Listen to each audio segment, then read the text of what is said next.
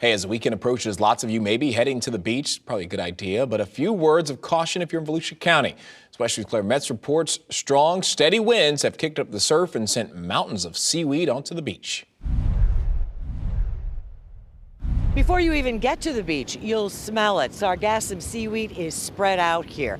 Not ideal for people, but officials say this seaweed gives the beach a much-needed boost. This is almost nature's way of preparing us for hurricane season. Sounds strange, but beach safety captain A.J. Miller says the seaweed, blown in from the Gulf Stream after days of strong onshore winds, will eventually decompose and then serve as a sand catcher. It actually builds up the elevation of sand that's on the beach. That way, if we do get a storm that removes some sand, we're better off because we'll get more built up before then. That same wind has blown up the surf with the current pulling hard to the north. We suggest staying away from piers, staying away from jetties, because it's going to carry you right into it. And beach safety suggests swimmers stay inside of a lifeguard tower. Extra will be staffed through the weekend in anticipation of the crowd, the waves hiding those rip currents in some cases.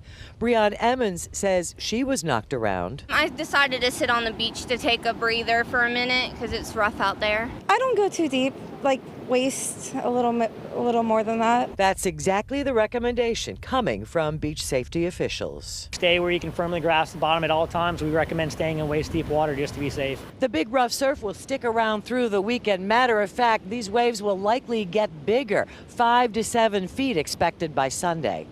In Daytona Beach, Volusia County, Claire Metz, WESH 2 News. Beach safety officers say while the waves and currents can push you around, the rip current situation will get worse when the ocean calms down. Those waves poke holes in the sandbar that rip currents will run right through.